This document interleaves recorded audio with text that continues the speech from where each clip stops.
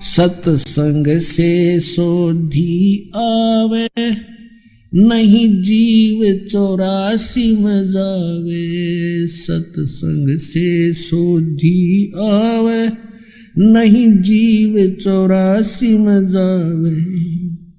अब मेटो द्वेष और राग, हो राग या उम्र बतेरी जाली। अब मेटो द्वेष और राग, हो राग या उम्र बतेरी जाली। और फिर गुरु जी को परमात्मा के तुल्य मानना पड़ेगा, तब आपकी प्रॉब्लम सोल्व होएगी। भले ही पुण्यात्मा गुरु भगवान नहीं है, ये दास क्योंकि मालिक आए थे वो तो भगवान थे ही, वो भी गुरु थे, हमने उनको भी भगवान नहीं माना। लेकिन इस दास को आपने भगवान मानकर ट्रीट करना पड़ेगा, तब आपको सफलता मिलेगी। जैसे गणित के अंदर एक प्रश्न आता है ब्याज का, ऋण का। उस ऋण के अंदर क्या होता है कि हमने मूल धन खोजना होता है, बच्चों ने मूल धन प्राप्त करना होता है, वो प्रश्न ऐसा होता है। तो उसके अंदर मानना पड़ता है, मान लीजिए मूल धन 100 रुपये, वो मूल धन 100 रुपये होता नहीं, वो तो करोड़ों की संख्या में होता है। लेकिन वो करोड़ों की संख्या की राशि वाला मूलधन हमें तभी उपलब्ध होगा जब हम 100 रुपये को मूलधन मान लेंगे।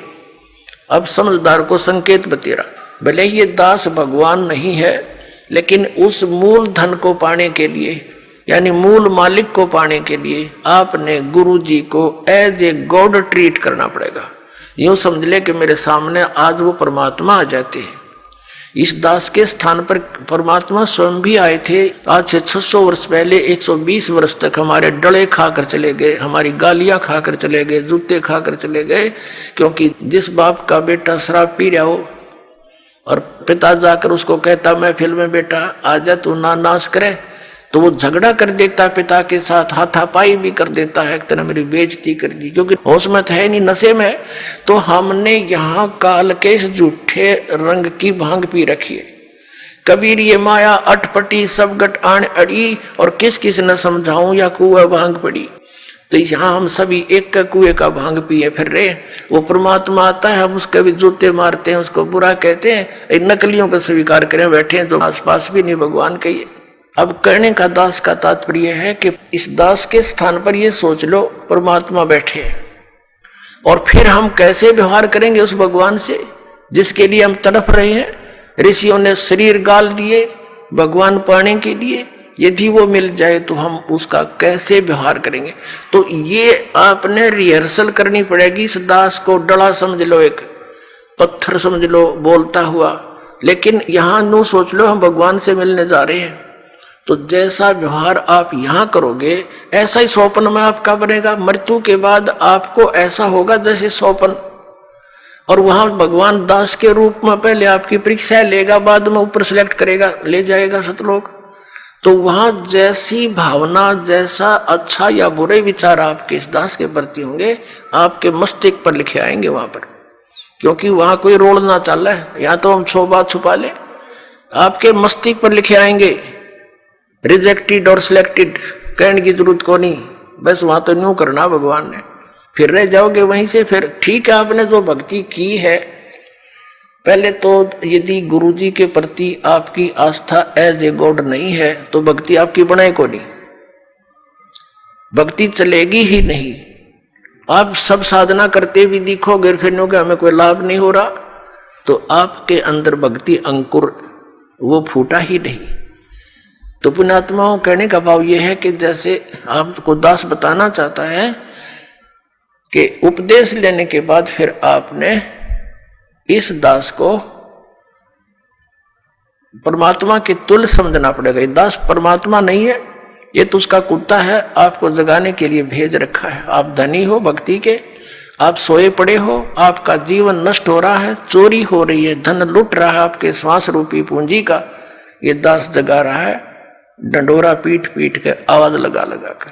लेकिन आपके लिए परमात्मा का विधान है, गुरु गोविंद कर जानियो और रहियो शब्द समाए, मिले तो दंडवत बंदगी नहीं पल पल ध्यान लगावे।